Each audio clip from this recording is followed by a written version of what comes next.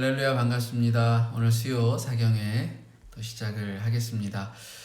오늘은 민수기 11장에서 14장까지의 말씀을 통해서 이제 가나안 땅을 지척에 두고 가나안 땅을 정탐하는 이야기를 중심으로 해서 내용을 살펴보겠습니다.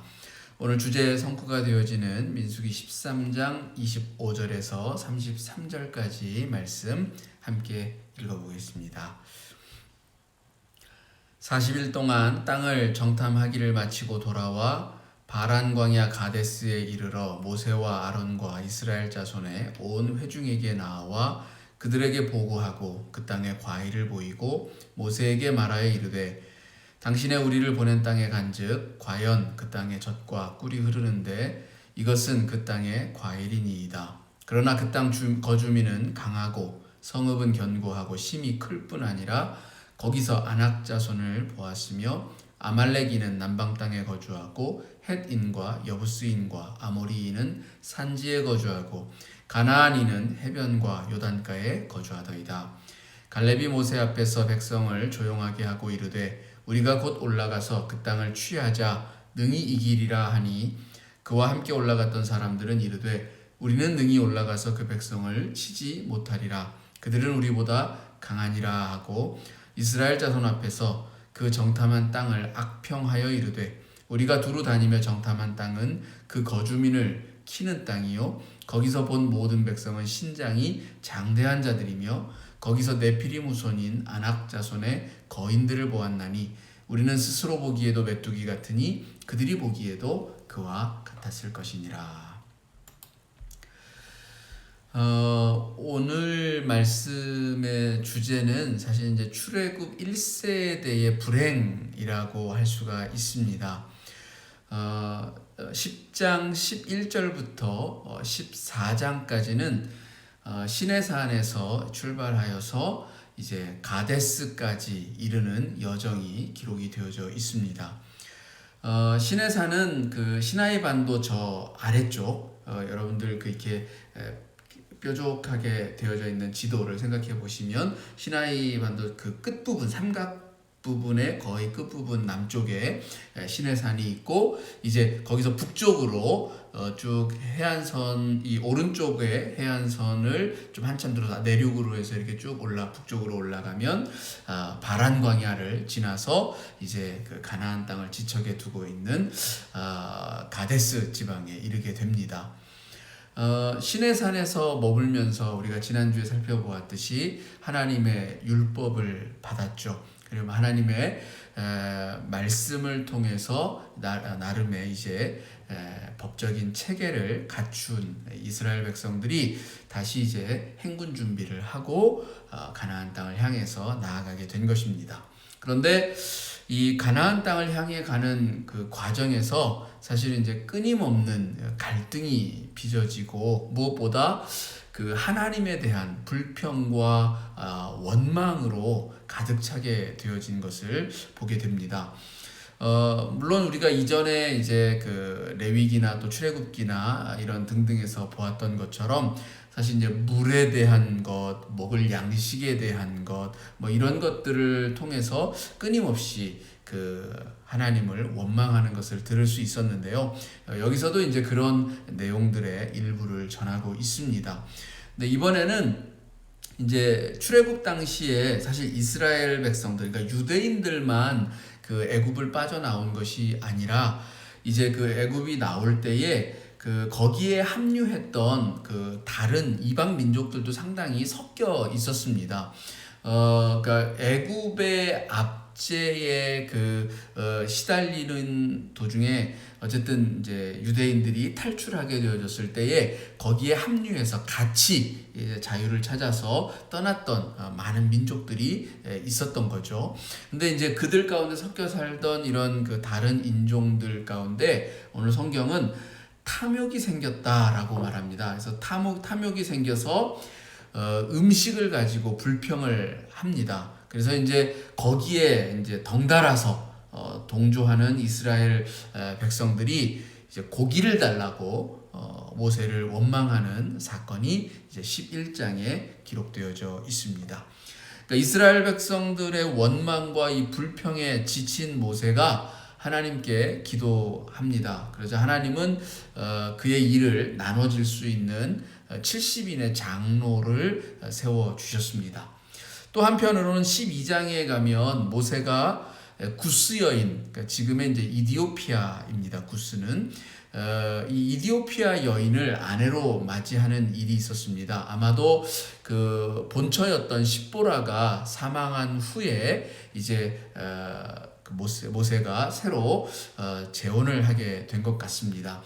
그래서 유대 전승에 따르면 모세가 이제 이디오피아 여인을 아내로 맞이하게 되는데 아론과 미리암이 이제 그것을 비방을 하고 나서게 됩니다.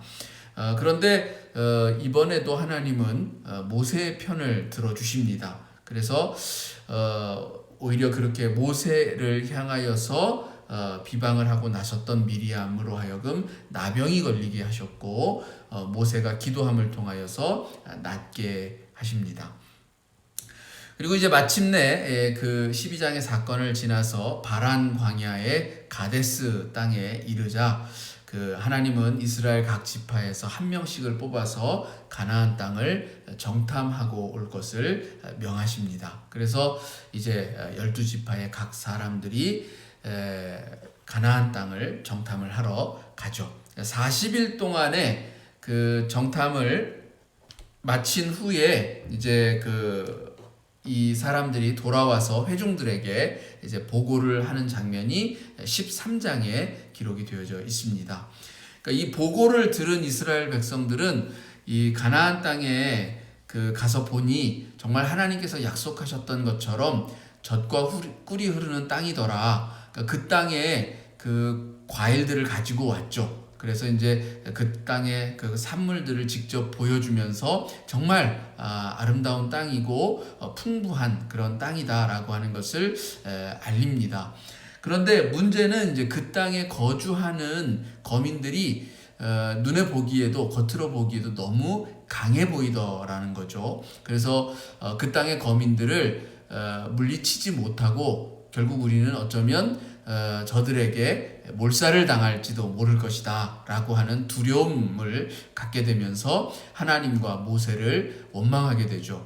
왜 차지하지도 못할 땅으로 우리를 인도하여서 저들 앞에 이런 위험을 감수하고 또 죽을지도 모르는 그런 상황에 놓이게 하였느냐라고 하는 그런 이제 불평을 쏟아내게 되는 거죠.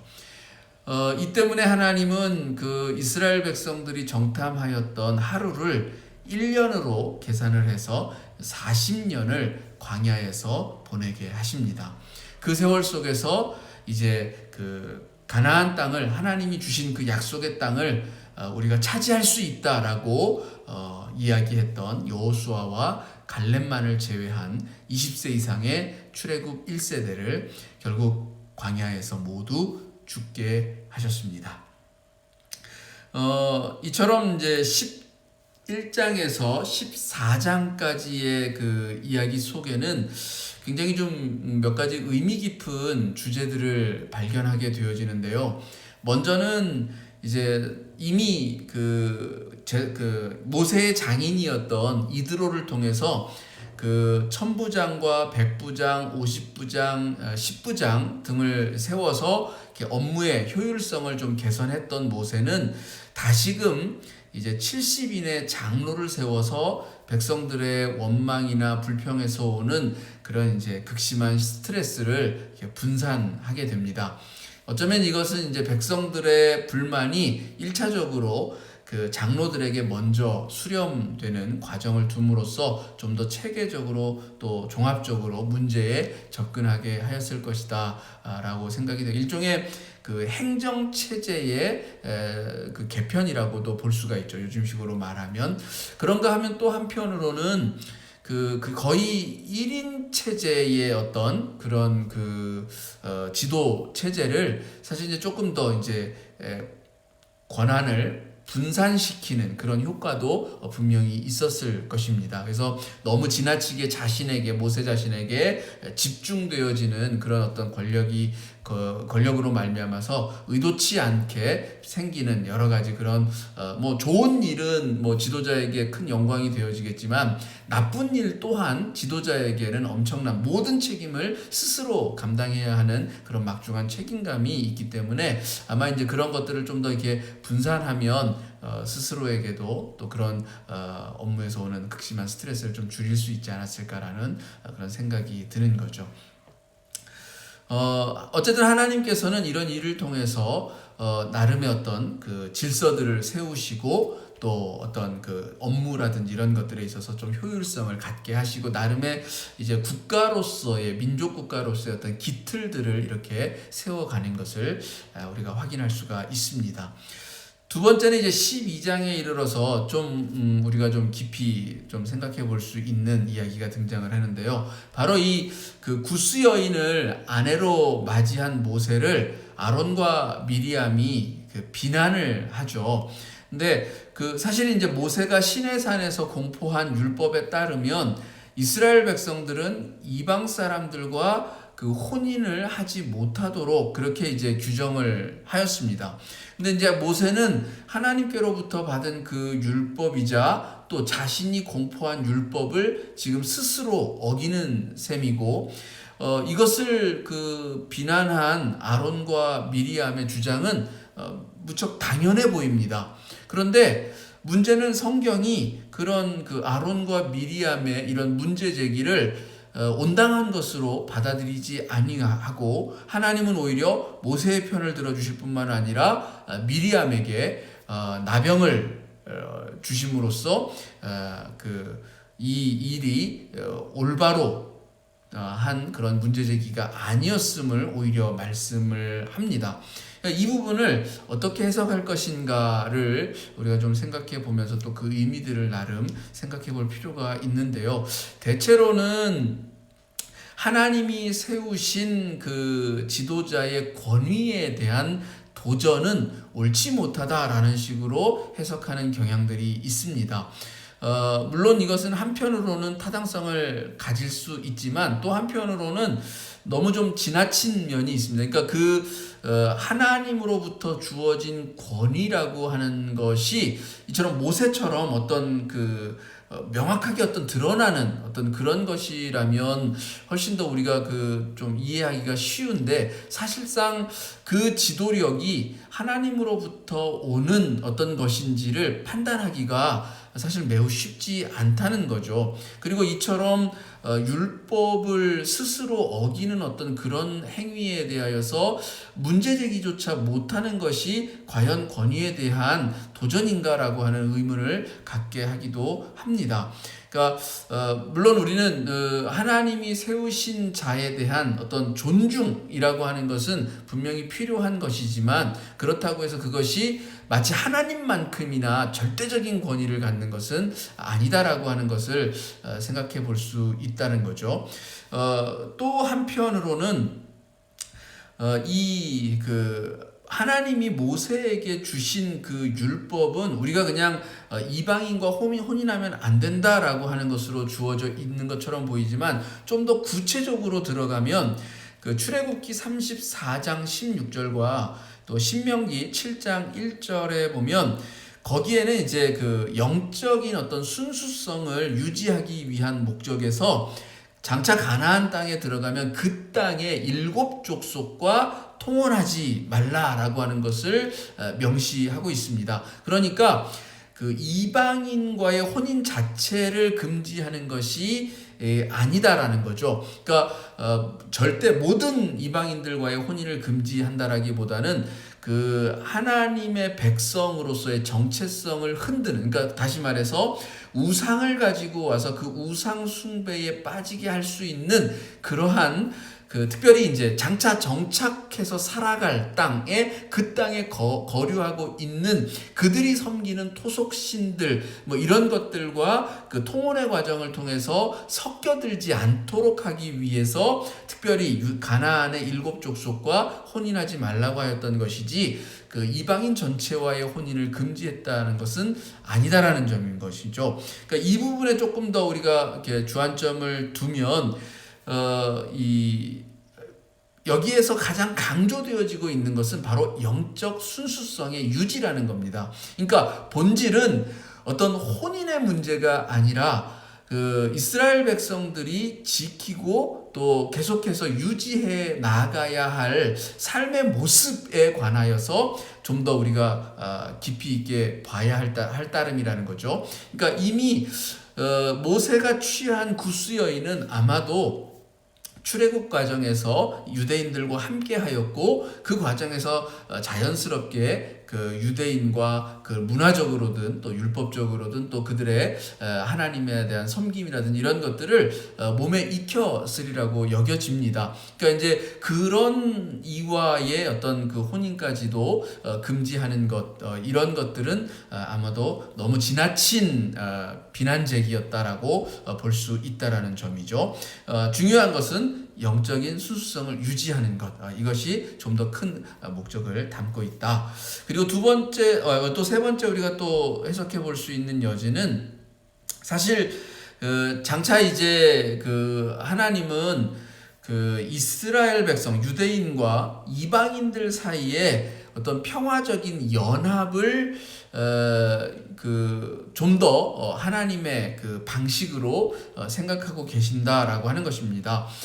사실 하나님께서는 전쟁을 이렇게 별로 그렇게 좋아하시는 분은 아닙니다. 성경 속에서 나타나시는 그런 하나님은 평화의 하나님이시고 또 한편으로는 이렇게 화해하는 그런 것들을 좀 더 좋아하시는 그런 하나님으로 비추어지는데요. 물론 이렇게 그 하나님의 것이 아닌 그러니까 다른 것들과는 어쩔 수 없이 싸워야 하는 어떤 그런 것들도 분명히 언급되어져 있습니다만은 중요한 것은 그 하나님의 참된 그런 본질과 목적을 같이 하여 갈 때에는 그것이 민족이 다르거나 피부색이 다르다고 해서 서로 배척하는 그런 관계로서 설정되어지는 것을 분명히 원치는 않으셨다라는 것이죠. 그래서 이제 장차 앞으로의 이제 모세와 이 구스 여인의 연합은 결국 이방인과 유대인 사이의 평화적인 연합을 시사하는 것으로서 하나님이 전혀 문제 삼지 않았다라고 보는 그런 관점도 있습니다. 또 하나는 사실 그 아론과 미리암의 비방이 그 단순한 문제 제기를 넘어서서 모세에 대한 그 시기와 질투심이 그 본바탕이다라고 하는 점에서 그 문제 제기가 옳지 않아서 하나님이 미리암을 벌 주신 것이다라고 그렇게 볼 수도 있습니다. 그 부분은 여기 그 12장의 그 2절 말씀에 보면 아론과 미리암이 이렇게 얘기하죠. 하나님께서 모세와만 말씀하셨느냐? 우리와도 말씀하지 않으셨느냐? 그러니까 왜 모세만 너만 잘났느냐라는 식인 거죠. 우리도 하나님 믿고 그 하나님이 우리와도 말씀하신다. 근데 왜 너만의 하나님이냐? 이제 이렇게 이야기하죠. 그러니까 이 말의 뉘앙스는 네가 가지고 있는 그런 모든 그런 그 지도의 권위가 왜 너에게만 있어야 하느냐라고 하는 그러한 그 모세의 어떤 지도력에 대한 시기에서 나오는 것임을 좀 알게 하는 거죠. 또 한편 8절에도 여기에서 이제 하나님이 말씀하시는 것이 너희가 내 종 모세 비방하기를 두려워하지 않느냐. 그러니까 문제 제기를 넘어서서 어떤 그냥 말 그대로 어떤 시기와 질투심을 바탕에 한 어떤 비난에 가까운 그런 의도가 숨겨져 있었다라고 하는 것을 좀 어림짐작해 볼 수가 있다라는 거죠. 그러니까 이런 것들을 종합해서 이제 미리암이 벌을 받은 이유를 설명할 수가 있겠습니다.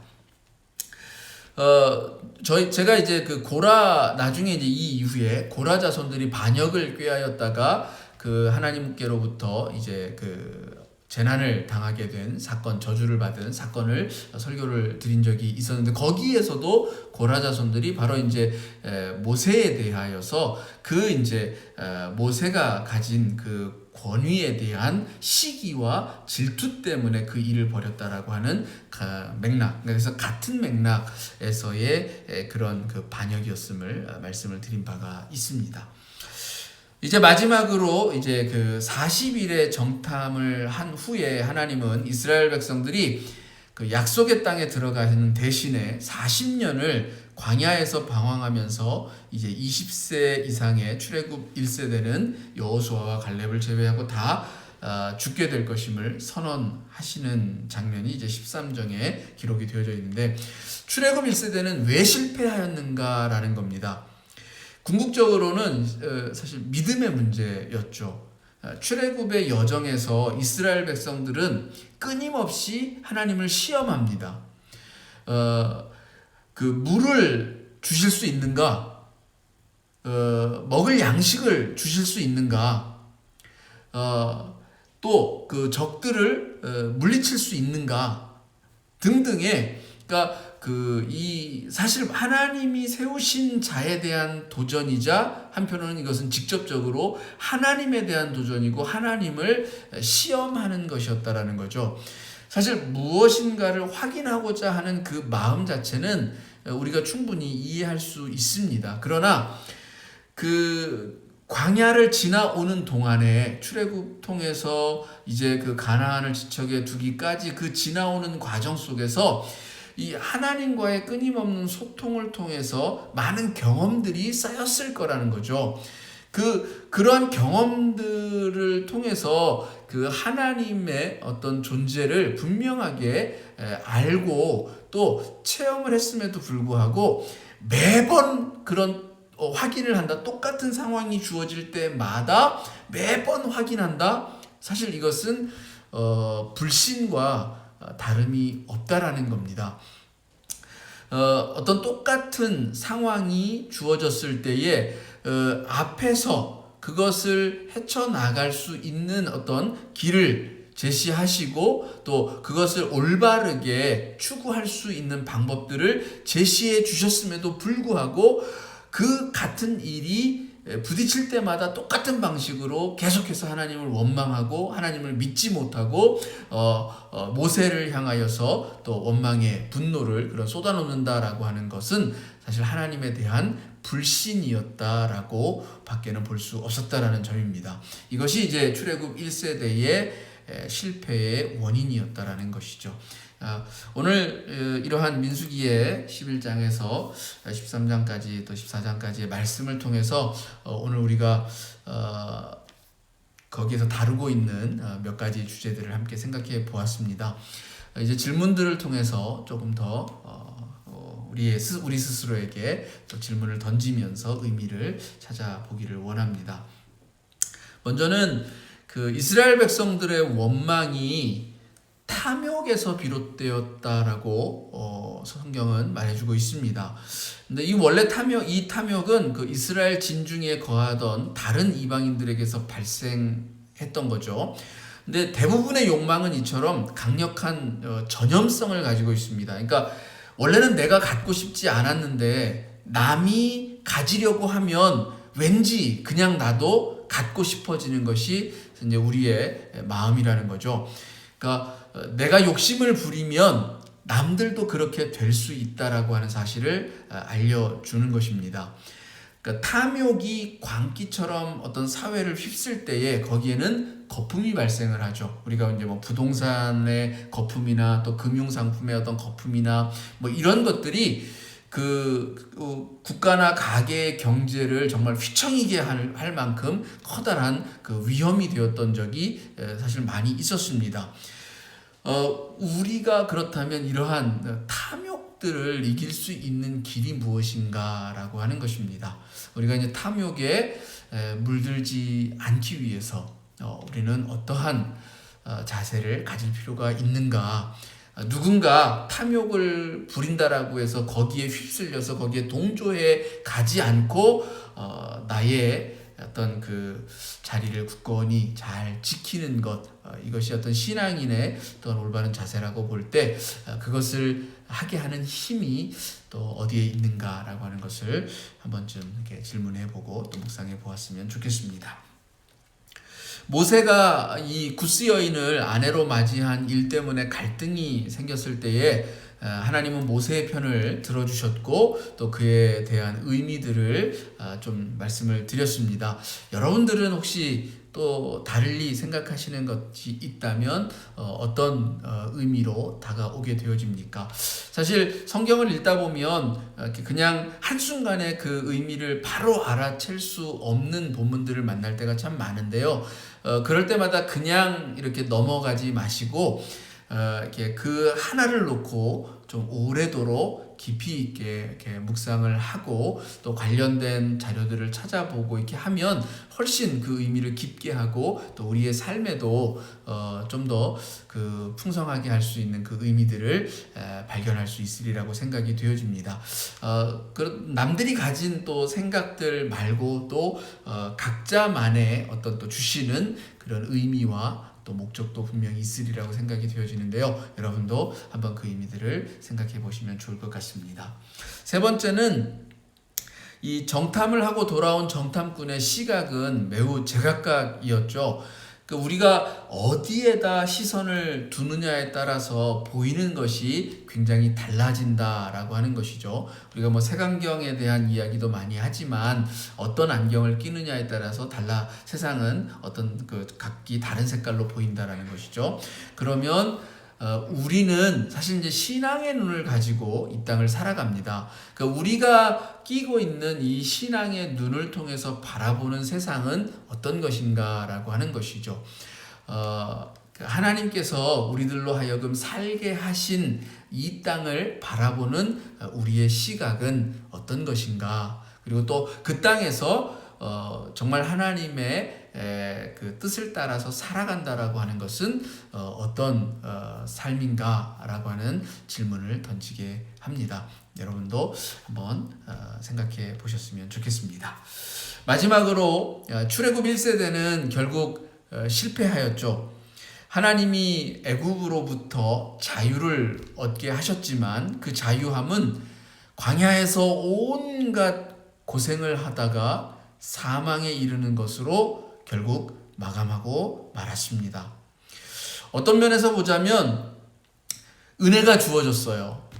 정말 놀랍고 큰 은혜가 주어졌는데 그 은혜가 참 그 제대로 된 올바른 어떤 그런 기능을 다 하지 못하고 또 그 은혜를 온전히 받아서 누림으로 인해서 더욱 그 감사가 풍부해지는 그런 경험을 하지 못한 채로 오히려 그 반대로 은혜가 은혜되지 못하고 불행이 되어지는 것으로 탈바꿈되었다라는 것입니다.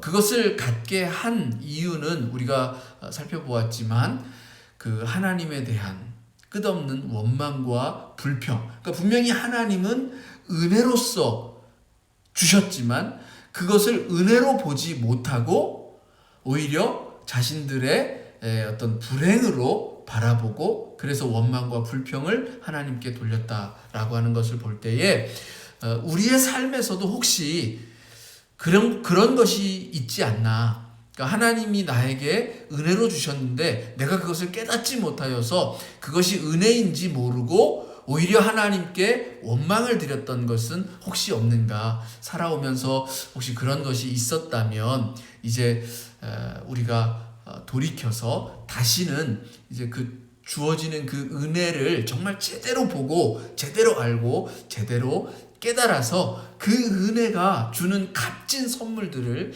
받아 누릴 수 있었으면 하는 그런 바람을 가져봅니다. 그래서 한번 우리의 신앙의 여정 속에서 그랬던 경험들이 혹시 있지 않았는가 라는 것을 한번 생각해 보시기를 부탁을 드리겠습니다.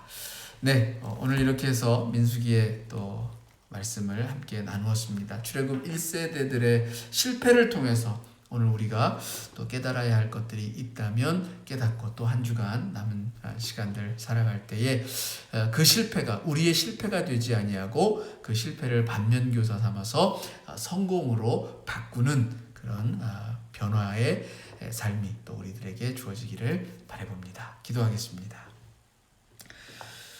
하나님, 이스라엘 백성들은 하나님께서 주신 은혜를 온전히 받아 누리지 못하고 오히려 그것이 불행으로 바뀌어서 저주의 삶을 살다가 저 광야에서 온갖 시련과 고난 속에서 죽어갈 수밖에 없었음을 보게 됩니다. 하나님, 혹 우리의 삶에 있어서도 하나님께서 주시는 것을 온전히 깨닫지 못하여서 잘못 오해하고 그리하여서 하나님을 원망하는 일이 생기지 않도록 도와주시옵소서. 그러기에 늘 깨어있는 마음으로 하나님께서 허락하시는 것들을 바라보게 하시기를 원합니다.